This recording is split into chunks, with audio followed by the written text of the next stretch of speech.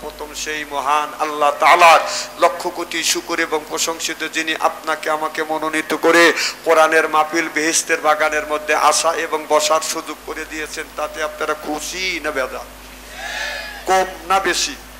আচ্ছা, যারা এখনো আসতে পারেন নাই, বাহিরে ঘোরাফেরা করছে, অর্থাৎ তেজে এসে মারবে খিচুড়ির সময়, কিসের সময় বাইরে যারা ঘোরাফেরা করছে, আকুর দোকানে যারা বসে আছে, ওনারা খুশি না বেজার? জোরে বলুন, জোরে বলুন। ওরাও খুশি, ওরাও বলতেছে তারা কোরআনের মাহফিলের মধ্যে গেছে, ওরাই ঠকছে, ও বাইরে ঘোরাফেরা করছে, ওই ঠিক জিতছে। আমি বলি তোর বাপ্পাটা সত্য গোষ্ঠী কোনোদিন ঘোরাফেরা করে নাই। ঘোরাফেরা কর, কারণ কোরআনের একটা হক আছে, মাহফিলের একটা হক আছে, এলাকাবাসীর একটা হক আছে, আলেম ওলামার হক আছে। হক তুমি নষ্ট করেছ, এর জন্য আল্লাহর কাছে জবাবদিহিতা করতে হবে। শুনলে বলো ঠিক কিনা?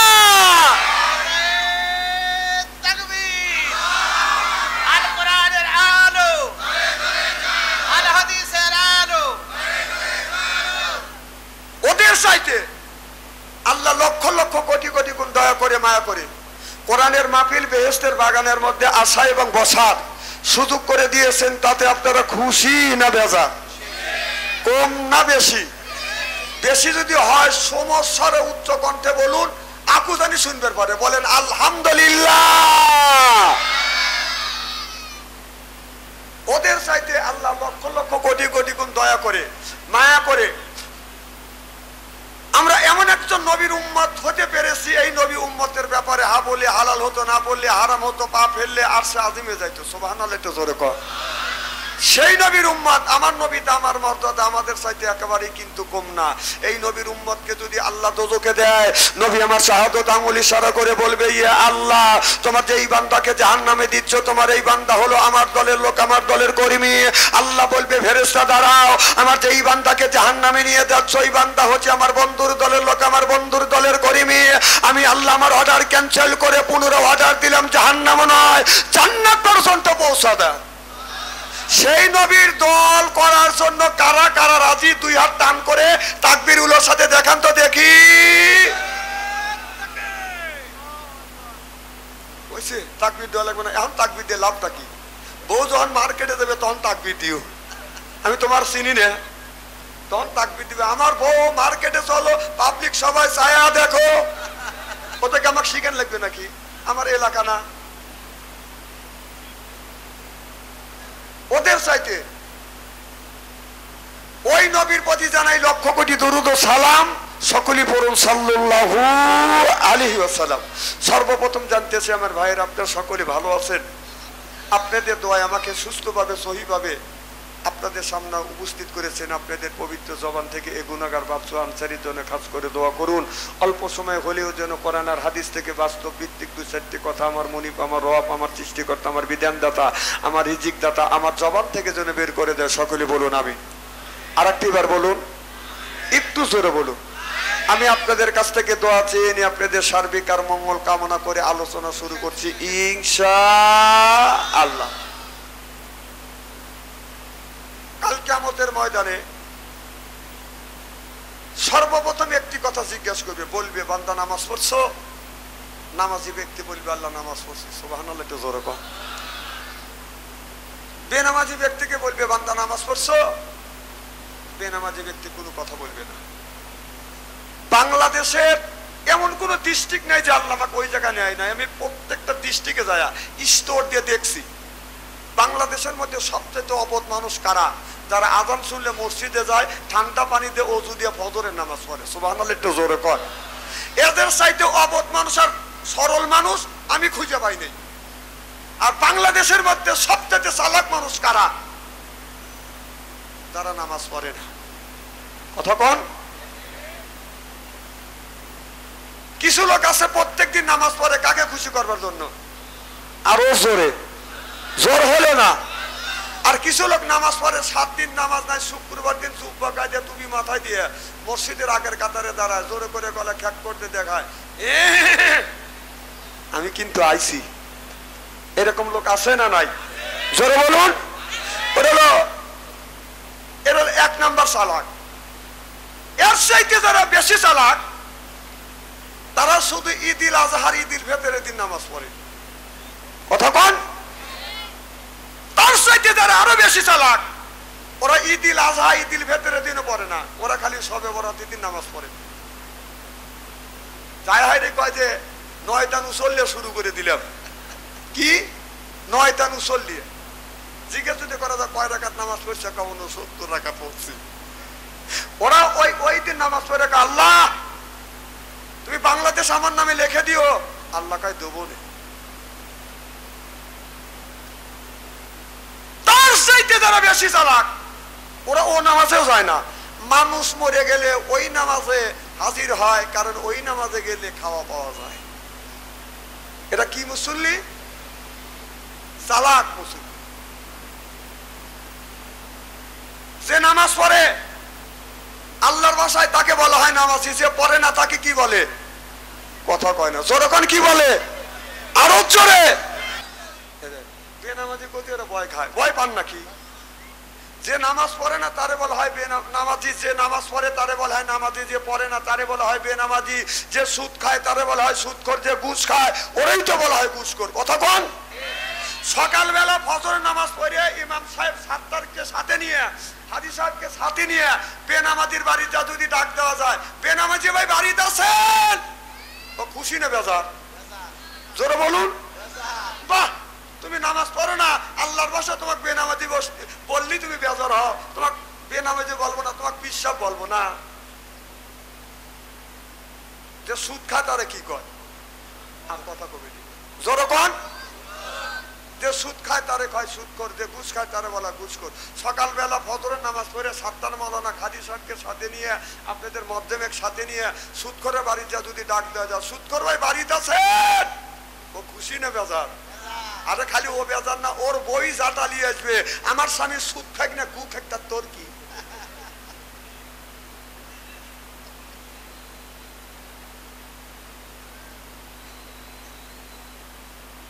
আল্লাহ নবী মন খারাপ করে মসজিদের বারান্দায় বসে আছে, রসুলের মন খারাপ আল্লাহ সহ্য করতে পারে না। আল্লাহ বলল জিবরাইল তাড়াতাড়ি আমার বন্ধুর কাছে যাও, আমার বন্ধুর মন খারাপ। আমার বন্ধুর কিসের অভাব? টাকার অভাব, পয়সার অভাব, নারীর অভাব, গাড়ির অভাব, এমন কোন জিনিসের অভাব পড়েছে, সব অভাব আমি আল্লাহ দূর করে দেবো। সুবহানাল্লাহ, একটু জোরে কর। জিবরাইল আলাইহিস সালাম চলে আসলেন। মুহাম্মদ হাই কিবনা গোপ্তা তানা গোপ্তা জিবরাইল, জিবরাইল হাই কিবনা গোপ্তা তানা গোপ্তা রব্বুল জলিল। জোরকান মারহাবা। জিবরাইল আলাইহিস সালাম বলে, ইয়া রাসূলুল্লাহ, ইয়া হাবিবাল্লাহ, আপনি মন খারাপ করে বসে আছেন গো নবীজি। কিসের অভাব? টাকার অভাব, পয়সার অভাব, নারীর অভাব, গাড়ির অভাব, এমন কোন জিনিসের অভাব পড়েছে গো নবীজি? আল্লাহ সব অভাব গুলো দূর করে দিবে। জিবরাইল আলাইহিস সালাম যখন এই কথা বললেন, নবী আমার চোখের পানি ফেলে দিয়ে কান্দে। জিবরাইল, টাকা পয়সা, নারী গাড়ি, কোন জিনিসের অভাব না, কবরের মধ্যে আমার উম্মতদের কি হবে সেই চিন্তায় আমি নবী অস্থির। চিল্লে এখন মারহাবা।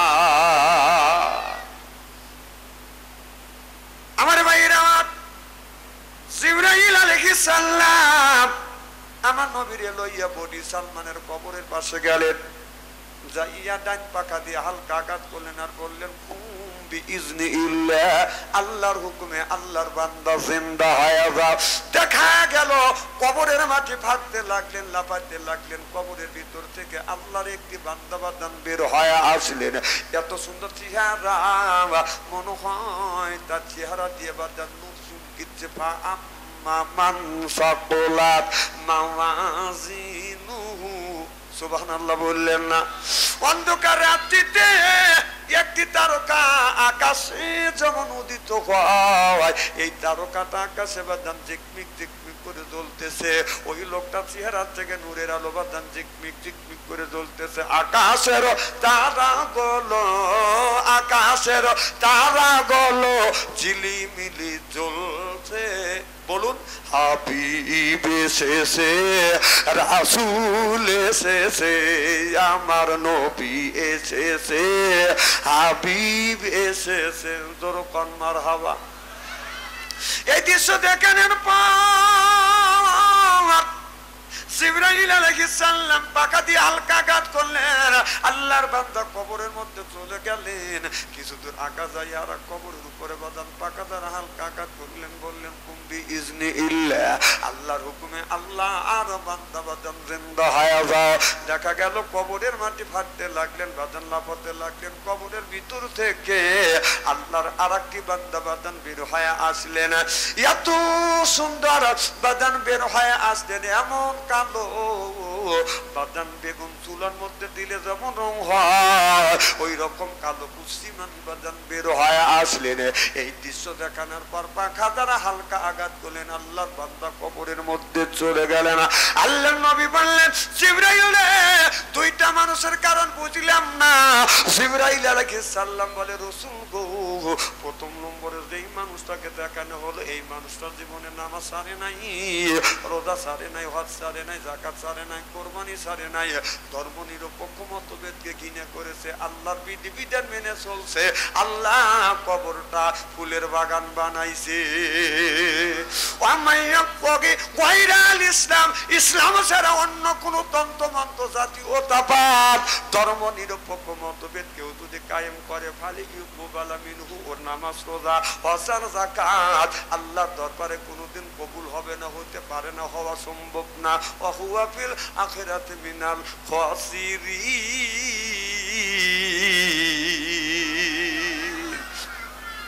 আল্লাহ রে দিল ওই মানুষটা বিবাদের কাতারে দাঁড়াইবে। আমার ভাইরা আমার, আল্লাহর নবীকে বললেন, নবী গো, প্রথম নম্বরে এই মানুষটা আল্লাহর এই কাম করছে বিদায় আল্লাহ কবরটা ফুলের বাগান বানাইছে। আমার দুই নম্বরে যেই মানুষটাকে দেখানো হলো এই মানুষটা নামাজ পড়ে নাই, রোজা রাখে নাই, হজ করে নাই, যাকাত দেয় নাই, কোরবানি করে নাই, আল্লাহর বিধিবিধান মানে নাই বিদায় আমার আল্লাহ ওর কবরের মধ্যে আগুন জ্বলা দিয়েছে। মৌত কাউসিন কুল্লু নাফসিন সাদিবু, মৌত কাউসিন কুল্লু নাফসিন সাদিবু, আল কবর বাইতিন কুল্লু নাফসিন দাখিলুন। হাদিস শরীফের মধ্যে দেখলাম সেই ব্যক্তি নামাজ পড়বে না, আল্লাহর কবরের মধ্যে আগুনের বিষাক্ত সাপ দিবে। এই সাপটা ফজর নামাজ কাজা করার কারণে সাপটা ফজর থেকে জোহর পর্যন্ত কামড়াবে, জোহর নামাজ কাজা করার কারণে সাতটা জোহর থেকে আসর পর্যন্ত কামড়াবে, আসর নামাজ কাজা করার কারণে সাতটা আসর থেকে মাগরিব পর্যন্ত কামড়াবে, মাগরিবে নামাজ কাজা করার কারণে সাতটা মাগরিব থেকে ঈশা পর্যন্ত কামড়াবে। ঘুরিয়া বেড়াও হীরার পাহাড়, সরে বেড়াই এই জগতে বিরিয়ার জানোয়ার, একা একা মুরের জ্বালায় হাজার বছর দায়, এমনি করে কামড়াইবে লাখো লাখো বার। আগুনের বিষাক্ত সাপ ওই মানুষের কবরের মধ্যে বাদাম যখন দেওয়া হবে একটা বার করে কামড় দিবে, কামড়ের যন্ত্রণা এক নয় দুই নয় 1000 বছর পর্যন্ত জ্বলতে থাকবে, ফুটতে থাকবে। তাহলে নামাজের দরকার আছে না বাদান নাই? আল্লাহ কোরআন কারীমের মধ্যে 80 থেকে 82 জায়গা বললেন ওয়াকিমুস সালাহ, নামাজ কায়েম করো, অতু যাকাত যাকাত আদায় করো, কুতিবা আলাইকুমুস সিয়াম, রমজান মাস আসলে রোজা রাখো। এই কথা কার? তাহলে নামাজের কথা 80 থেকে 82 জায়গা, তাই না মামা? যাকাতের কথা 30 জায়গা, কুতিবা আলাইকুমুস সিয়াম, রমজান মাসের রোজার কথা আল্লাহ 1 থেকে 2টি জায়গা ইঙ্গিতে রাখছে। তাহলে নামাজ ছেড়ে দিয়া কিছু মানুষ রাখছে মাথায় বড় বড় জ্বর, এরপরে পরনে হলো সালার সরা, হাতে হলো বালা, গলায় হলো মালা। আমি হিসাব করে দেখলাম ওই লোকটা অরিজিনাল শয়তানের শালা। নামাজ নাই, রোজা নাই, খালি বান্দারি গজল কায়া কয়। খাসার ভিতর আছেন পাখি, ঢুকলো কি পাবে? হাই হাই, খাসার ভিতর আছেন পাখি, ঢুকলো কি পাবে? মুর্শিদকে খাওয়াইলে সানা পাখি কি খাবে? হাই হাই, মুর্শিদ খালে মা কোন সানা, পাখির তো খাওয়া হইল না, মুর্শিদকে খাওয়াইলে সানা পাখি কি খাবে? তাকে গু খাবে, তা তোর কি? কতক্ষণ না খা এই পাখি চাই নামাজ পড়, পাখি চাই রোজা কর, পাখি চাই হজ কর, পাখি চাই জিকির সুবহানাল্লাহ বললেন না? নামাজ নাই, রোজা নাই, বান্দারি বাজান বদমাইশের বাজান জায়গা পাও না। এর মানে হলো ইন্না সলাতা তানহা আনিল ফাহশাই ওয়াল মুনকার। নামাজ পড়লে অন্যায় অশ্লীল কাজ থেকে এই মানুষটাকে আল্লাহ বাজান ফিরে আনে। চিল্লাইয়া কান মারহাবা।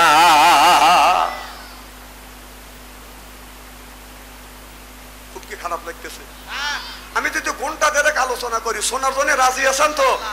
আচ্ছা হাত তুলে দেখান তো দেখি, রাগ করবেন কারা কারা?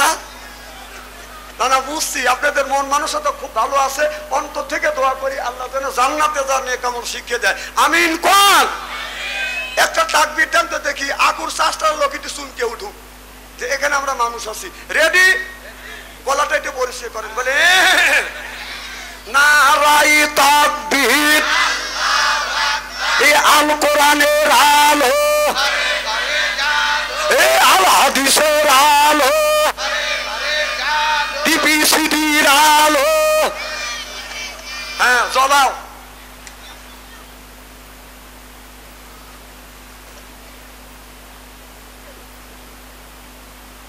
আপনারা মনে করেন না তো বাদশাহ আনসারী একটা মাহফিল রাখে করে আসছে, ওয়াজ মোকা পুরো থুয়েছে। অত সস্তা না, ওয়াজ কেবল শুরু করলাম, উঠছে আজকে বর্ষার মনে, আর ছাড়িয়েও দিতে পারি নাও পারি। আমার ভাইয়ের আমার ভালো করে লক্ষ্য করে শুনুন, তাহলে আল্লাহ কোরআন কারিমের মধ্যে ৮০ থেকে ৮২ জায়গা বললে আকিমুস সালাহ, নামাজ কায়েম করো, অত যাকাত আদায় করো, কুতিবা আলাইকুমুস সিয়াম, রমজান মাস আসলে রোজা রাখো, সুবহানাল্লাহ বললেন না? তাহলে নামাজে আপনি পড়বেন, নামাজ পড়ার একটা শর্ত আছে। আল্লাহ বললেন কুলু মিন তাইয়্যিবাতুন মা রাযাকনাকুম, আগে হালাল খাও এরপরে ইবাদত করো। আমার আল্লাহর আয়াত আছে না মামা? তাহলে আল্লাহ বললেন কুলু মিন তাইয়্যিবাতুন, আগে কুলু মিন তাইয়্যিবাতুন মা রাযাকনাকুম, আগে হালাল খাও এরপরে ইবাদত করো, সুবহানাল্লাহ বললেন না? তাহলে হালাল, যে আল্লাহ হালাল খাবারের কথা বললো, হালাল তোমরা খাও। আমি হিসাব করে দেখলাম বাংলাদেশের মধ্যে সব চাইতে অবধ মানুষ দেখলাম, এরা অবধ কারা? আর যারা সুদ খায় ঘুষ খায়, এদের চাইতে অবধ মানুষ আর দুনিয়ায় নাই। কারণ যে লোকটা সুদ খাইলো, যে লোকটা ঘুষ খাইলো, ওই লোকটা আপনার আল্লাহর কাছে পিটনি বাদান খাইতে হবে। ওই লোকটার কথা বুঝতেছেন না? কিন্তু আপনার সুদ খাইলো, ঘুষ খাইলো, এই ঘুষের টাকা আপনার বউও খাইলো, ছেলেও খাইলো, মেয়েও খাইলো। বেতন খাবার সময় লোকটা একা খাবে, কিন্তু আর ওই টাকা পয়সা অর্থ সম্পদ আছে সব মানুষ ভাগাভাগি করে খাবে, আর বেতন খাবে একা।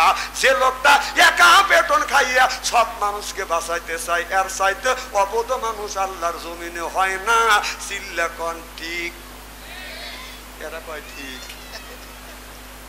হ্যাঁ, যে সুদ ঘুষ খাবে, পেটও নকল ঠিক মতো খাবে, ওর পক্ষ যদি বলা যায় যে, ওর পক্ষ যদি বলা যায় যে আমি যে সুদ ঘুষ খাচ্ছি, চুরি ডাকাতি করে আনতেছি, কবরের মধ্যে যে আল্লাহ গুতনি দিবে, গুতনি বাকি তুমি নিবে, বললাম আমি কে গুতনি নিবে যাবো?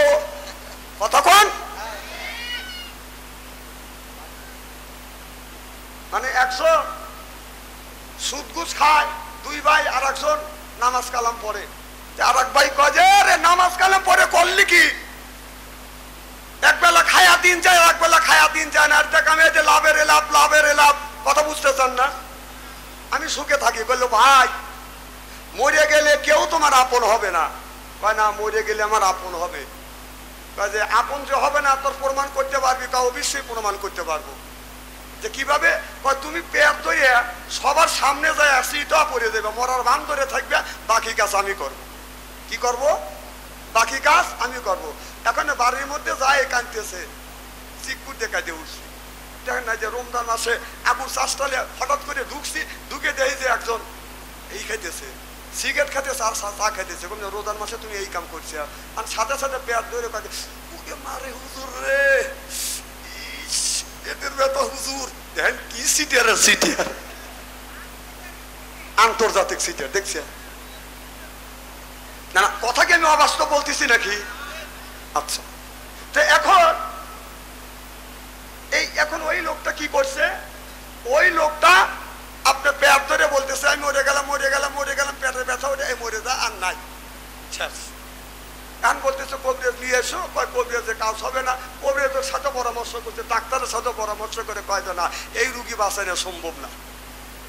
এখন ছেলের বাপ বলতেছে যে তুমি যে হুজুরা কি করলে, তুমি একটু ঝাড়া ফেঁকা দিয়ে বাঁচাও। তখন ও আতাকুতো করে বলতেছে যে আমি বাঁচাইতে পারি, শর্ত আছে যে কি তুমি আগে বাঁচাও। তখন ও সুমন্ত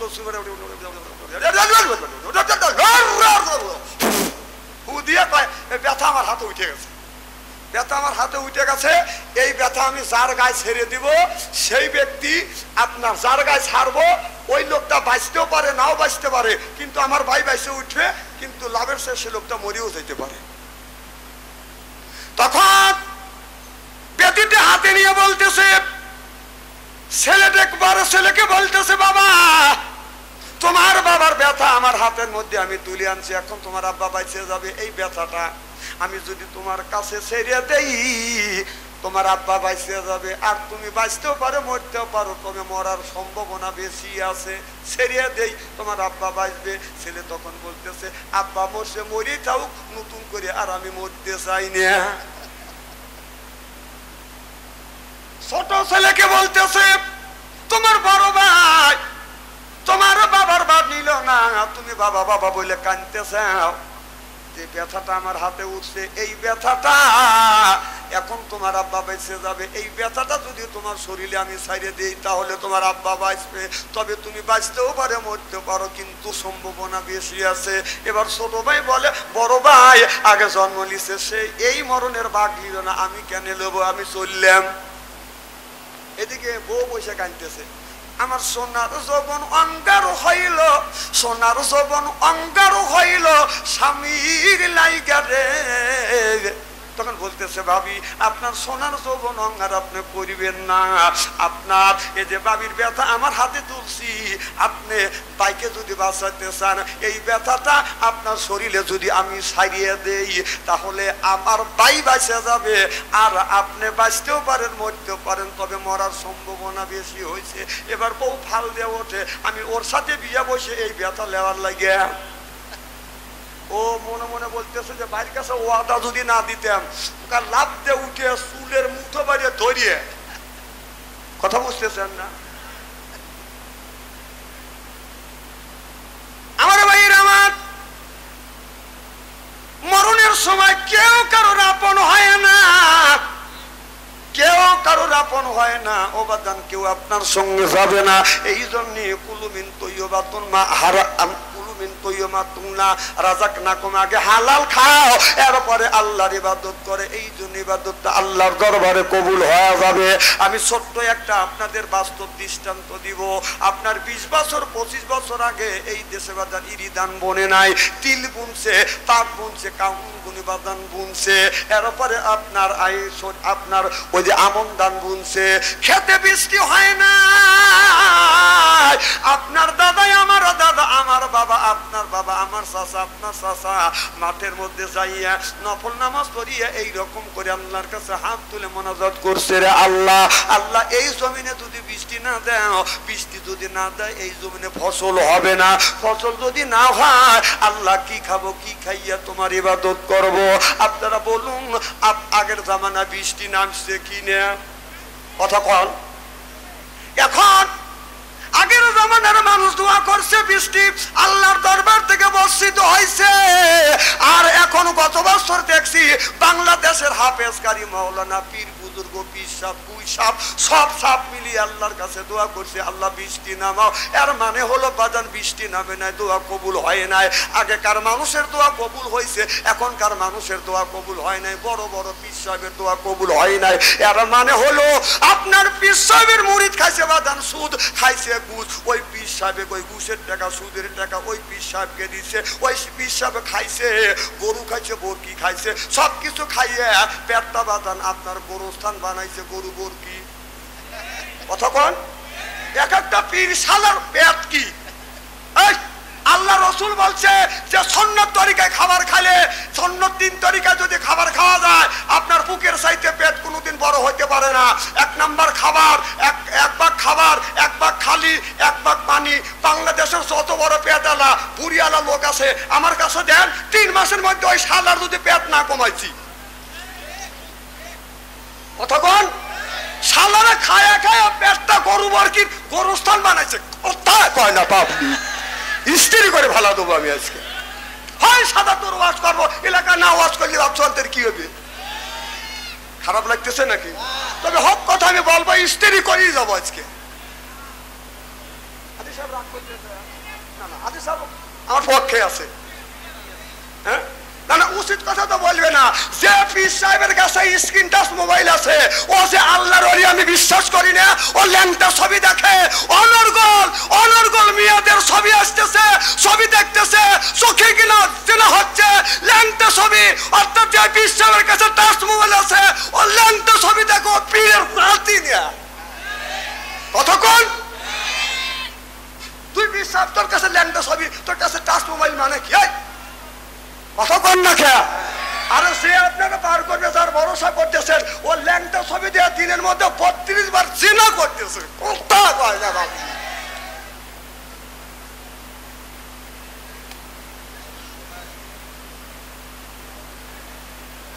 কি আচ্ছা তেল টেলে ওয়াজ করো, আর তেল টেলের চোখ নাই। এটা আপনার বলি আল্লাহর বাংলাদেশ, শহীদ গাজীর বাংলাদেশ। আল্লাহর অলিরা জমিনের মুখে এসে বুকে তাজা রক্ত বুলেঙ্কিত করে দিয়ে এরপরে ইসলামের মাথাকে উড্ডিং করেছে। শুনলে বলুন ঠিক কিনা?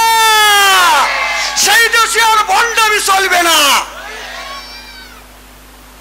পীরগিরি করে খাও, পীরের আবাদগিরি করে খাও, মুরিদ করে খাও, কিন্তু ঠিক মতো মুরিদ করে খাও। তোরা তো টাচ মোবাইল কে? তার মানে হলো তুই ল্যাংটা ছবি দেখে বিশ্বাস যদি না হয়, এখনই তো টানিয়ে নিয়ে যাবো তোর বোর কাছে। চল কতক্ষণ?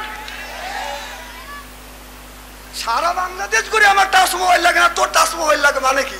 তুই দেশের কি করিস? দেশে যে অন্যায় অত্যাচার হচ্ছে তার লাগে তো প্রতিবাদও একটাবার করিস না।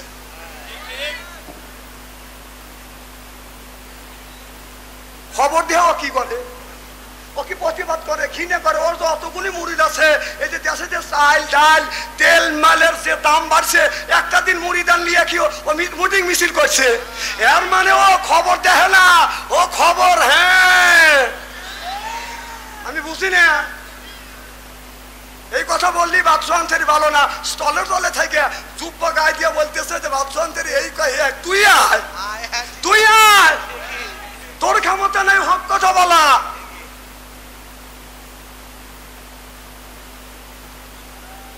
ঠিক আছে তো? নারে তাকবীর। আজ নামাজ নষ্ট করবার জন্য ষড়যন্ত্র হচ্ছে। আমার ভাইয়েরা আমার, আজান যখন দেয় পুরুষ মানুষ বাজান নামাজে যায়, বাজান জামাতের সাথে নামাজ আদায় করে। সুবহানাল্লাহ বললেন না? পাশ দিয়ে যদি বাজান পাশে থেকে কারো যদি মোবাইলে বাজান রিংটং বাজে ওঠে, ওই লোকটাকে মসজিদের মধ্যে খালি হাত দিয়ে মারে না, তোর রিংটং বাজলো কেন? কথা কন না কে? কারণ রিংটং বাজলে নামাজে ক্ষতি হওয়ার সম্ভাবনা আছে। তাহলে পুরুষের নামাজ নিরাপদ, বাড়ির মধ্যে মা বোনদের বাজান নামাজ কোনোদিন নিরাপদ হয় না। মা বোনেরা বাড়ির মধ্যে এরকম করে নামাজ পড়তেছে। এদিক তাকান, সিয়ারা কি একবারে খারাপ নাকি?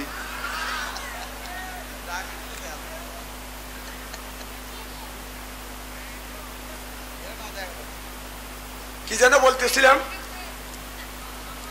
মা বোনদের নামাজ নষ্ট হচ্ছে, মা বোনেরা ঘরের মধ্যে নামাজ পড়তেছে, সূক্ষ্ম ষড়যন্ত্র দিয়ে বাজার নামাজটা নষ্ট করবার বাদান চেষ্টা করতেছে। এরকম উঠিয়েছে, তুমি যদি চা খাও আর বলি কি করবি? খাওয়া বাদ দাও। কতক্ষণ ও আজ আমার বাইরে গেল। আমাদের দেশে কিছু লোক আছে সকালবেলা আপনার ফজরের নামাজ পড়ে চলে টলে বসে ওস্তালে এক কাপ, ওস্তালে এক কাপ, ওস্তালে এক কাপ, মানুষের গল্প করে, ওই গল্পের মাথা খায়। কতক্ষণ যা বসে টলে কথা বলে বাদান মনের বলে, এরপরে বাদান ওই জায়গাটা করে শরম, আমার করে বাদান শরম, এরপরে বাদান ওই জায়গা বসিয়া বাদান আপনার বাদান চা খায়, এরপরে বাদান আপনার চা খাইয়া ওই জায়গা নানান ধরনের বাদান গল্প করে, যায় বাজা বসে টলে কথা বলে বাদান মুখের বলে, এরপরে বাদান খাই একটু পান, মনের মধ্যে আছে বাদান গুনগুননি গান, তারপরে খাই একটু হাকিমপুরি জর্দা, শরীর তার ঘামিয়ে যায়, বুঝায় আমি বড় একটা মর্দা। ওগুলো বাদ দাও, পরেরটা খাওয়া লাগবে কে?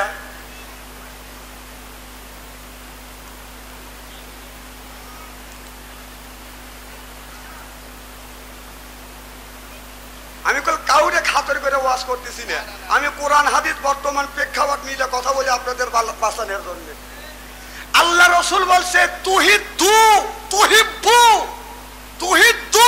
তুহিব্বু, খালি খায়ও না, খাওয়ায়ও, খালি কটকট করে খাও, খাওয়ায়ও, কথা কয় না। গ্রামের মধ্যে যদি প্রভাবশালী লোক হয়, চা কয় যে চাষে একটা চা কয় দেয়, হ্যাঁ তুই যে হ্যাঁ করে দে, গরিবের পাইপ বেচা টাকা, আর রিক্সা চালানোর টাকা, ভ্যানালার টাকা, টাকার সাজে আর পানতে কটকট করে খালি। আল্লাহ রসুল বলছে তুহিব্বু, খালি খায়ও না, খাওয়ায়ও, খাওয়ায়ও। টাটকা ওয়াজ কোরআন হাদিস বর্তমান প্রেক্ষাপট মিলে আজকে একবারে ফিনিশিং করে দিয়ে যাও। সারা বাংলাদেশ ইস্তেরি করা পেল। আর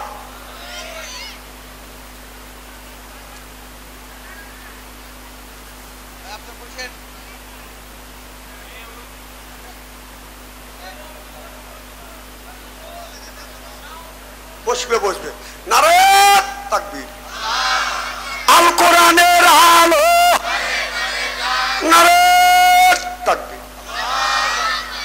আমার ভাইরা, আমার এদিক তাকান। তাহলে নামাজ কায়েম করো, যাকাত আদায় করো, কুতিবা আলাইকুমুস সিয়াম, রমজান মাস আসলে রোজা রাখো। এ কথা কার?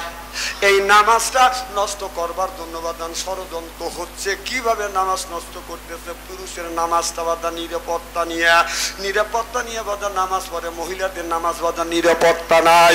মা বোনেরা এইরকম করে বাদান নামাজ পড়তেছে। আল্লাহু আকবার, এদিক তাকান। আল্লাহু আকবার বলে যখন উল্লো দিছে, ইহদিনাস সিরাতাল মুস্তাকিম, ঘরের মধ্যে থেকে, ছেলের মোবাইলের মধ্যে থেকে, বেতার বড় টিভির মধ্যে থেকে গানের আওয়াজ বাজান বেশি আসছে। রূপে আমারা গুঞ্জলে, কান গেল তোর গানের তালে, নামাজ গেল তোর রসা তলে। আল্লাহর কোরআন কি যে বলে, একবার তুলে নে না কোলে। সুবহানাল্লাহ বললেন না? তাহলে নামাজটা নষ্ট করবার জন্য সূক্ষ্মভাবে বাদান ষড়যন্ত্র হচ্ছে। চিন্তা করে দেখুন, এই নামাজটা যদি সহি বাদান করতে চান, আপনার নামাজের সময় বাড়ির টিভি বাদান বন্ধ করা যাবে না, ছেলেদের মোবাইলের গান চালান যাবে না। চিল্লাইয়ে বলুন ঠিক কিনে? আলো কি জামানা, কোরআন হাদিস থেকে না বুঝাইলে বুঝাছে না। পিতা মাতার পেটে বাদ নাই, ছেলে প্রেমের দিওয়ানা, মোবাইল ছাড়া চলে না। আমায় বলে রব্বানা, বাবাই বলে সালাম না, বাইরে গেল যন্ত্রণা। চিল্লা কোন ঠিক কিনে? এক একটা ছেলে আর মেয়ে মোবাইলে প্রেম আর ভালোবাসা করতে করতে প্রেমের সেঞ্চুরি করছে। এই যে শক্তপুর, পান্নাপুর, ইসলামপুর গ্রামের মধ্যে যদি 50টা যুবক যুবতী থাকে, তাদের হাতে যদি স্ক্রিন টাচ মোবাইল থাকে, রাত 12টার পরে আপনি ফেসবুকের মধ্যে ঢোকেন, মেসেঞ্জারের ভিতরে ঢুকে থাকেন, যদি 50টা যুবক যুবতী থাকে, তার 45টা রাত 12টার পরে লাইনে আছে। ওরা কি করতেছে? তাহাজ্জুদ নামাজ পড়তেছে।